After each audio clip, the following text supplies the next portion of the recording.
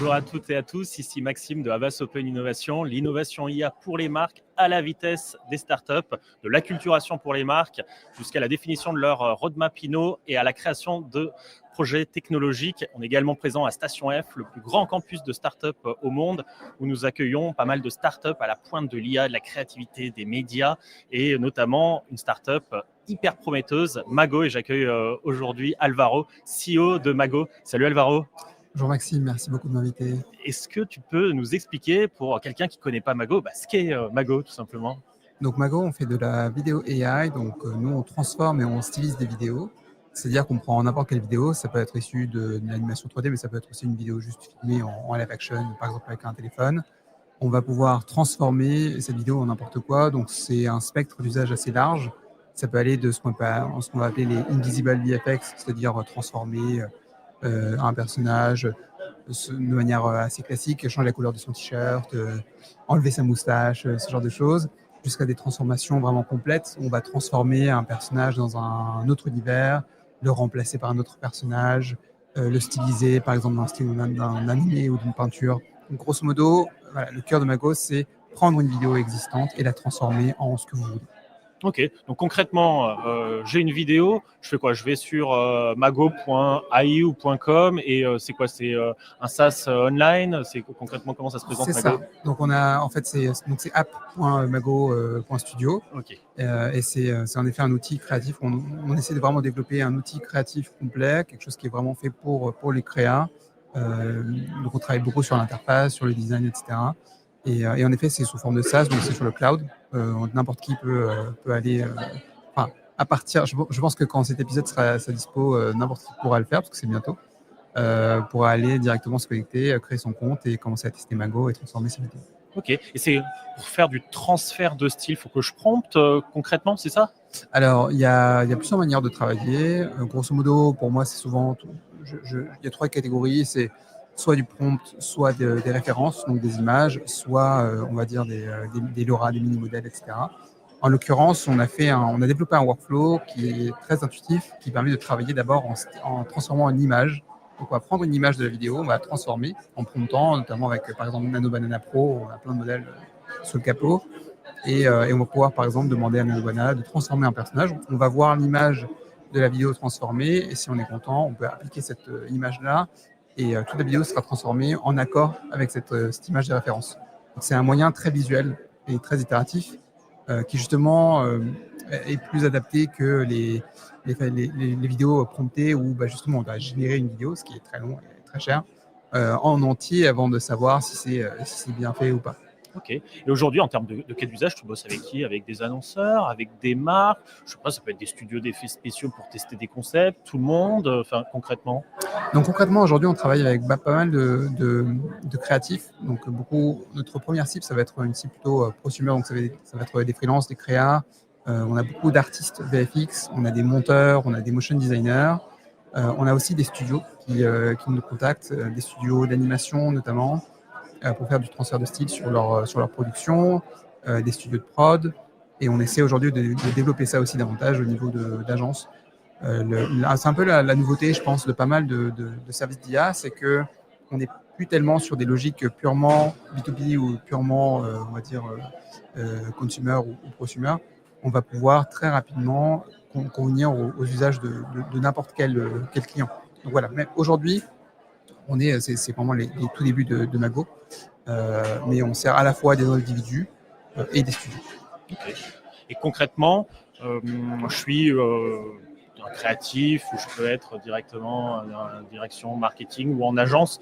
C'est quoi mes gains en utilisant Mago? C'est gains en termes de temps, d'argent, de prod ou plus de liberté créative?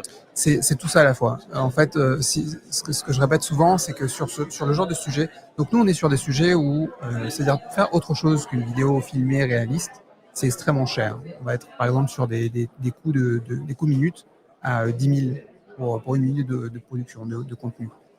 Et c'est vraiment pour du contenu assez simple. Moi j'ai travaillé sur des prods où on était plus à un demi-million dans le passé. Donc l'idée c'est qu'avec Mago, on va pouvoir diviser ces coûts potentiellement par 100. Et donc, ça fait qu'à la fois, on va pouvoir faire des choses très poussées, très, comment dire, très cinématographique sur du contenu social media, par exemple, parce qu'avant, ça n'avait aucun sens économiquement d'investir ce genre de sommes sur le social media, sauf pour faire de très très grosses campagnes. Donc ça, c'est la première chose. Et le deuxième aspect, c'est qu'en effet, ça va nous permettre d'être beaucoup plus libre parce qu'on peut très facilement itérer, très facilement changer de DA, très facilement tester des choses, plutôt que de devoir forcément se dire, OK, bah, je vais sur une grosse prod où j'engage beaucoup de moyens, donc c'est très contraint. Donc c'est à la fois pour l'aspect budgétaire et à la fois pour l'aspect où, en effet, on a beaucoup plus de flexibilité d'un point de vue créatif. Ok, super. Aujourd'hui, ouais, bah, on voit tout ce qui est les VO 3.1, toutes ces IA génératives de vidéos qui fonctionnent aussi en standalone et qui donnent au final peu de contrôle sur le rendu créatif. Comment Mago garantit un petit peu à un directeur créatif un peu qui puisse garder la main sur le résultat par rapport à son identité de marque ou autre? Ouais. En fait, nous, notre approche, c'est qu'on développe vraiment un outil qui est spécifiquement fait pour ça, pour la transformation de vidéo, ce qu'on appelle parfois aussi le vidéo to vidéo.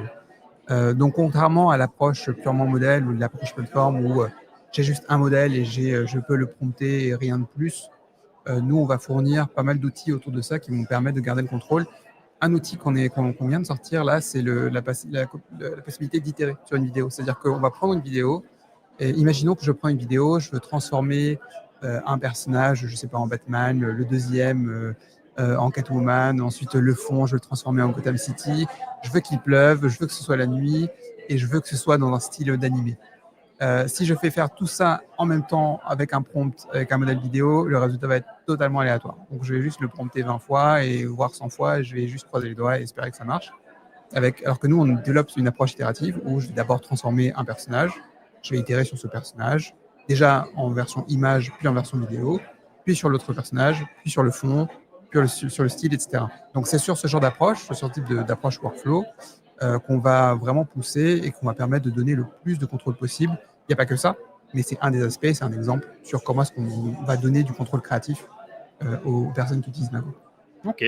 Et aujourd'hui, je suis une marque ou une agence, j'hésite encore à m'équiper d'un outil Gen AI vidéo, transfert vidéo to vidéo. Qu'est-ce qui me ferait tester Mago aujourd'hui? Alors déjà, c'est le fait qu'on va bientôt passer en open beta. Donc ça, il faudra nous suivre et surveiller, mais grosso modo, très, très bientôt, n'importe qui pourra créer son compte et tester. Donc ça, c'est la première chose. Et la deuxième chose, c'est que en réalité, quand on fait un outil qui est vraiment intuitif, qui va vraiment pouvoir permettre d'itérer, et je pense que d'une certaine manière, il va falloir pour certaines marques, pour certains annonceurs ou certaines équipes, commencer à explorer ces outils-là en se disant, maintenant, je peux faire plus que ce que je pensais pouvoir faire en réalité. C'est-à-dire que par exemple, sur un annonceur, sur ses campagnes social media, est-ce qu'il pouvait faire des campagnes en interne style Matrix? Non, évidemment. Mais en fait, maintenant aussi. Donc, je pense que les équipes en interne vont pouvoir être beaucoup plus créatives, ouvrir un peu le champ des possibles. Donc, en fait, il n'y a vraiment rien qui va les empêcher. Dès qu'on passe en open beta, testez Mago. Et puis, éventuellement, si vous avez des questions, n'hésitez pas à nous contacter. Enfin, nous, on aime beaucoup aider les studios, on aime beaucoup aider même les personnes qui viennent tester Mago. Donc, n'hésitez pas. Ce sera bientôt ouvert à tous. Aujourd'hui, on est en close beta, mais d'ici peu, on sera en open beta. Et à partir de là, n'importe qui pourra voir à quel point c'est puissant et à quel point c'est fun aussi de travailler avec ce type d'outils. Canon, encore une IA française, Cocorico, les amis. Merci en tout cas, Alvaro. Merci à toi.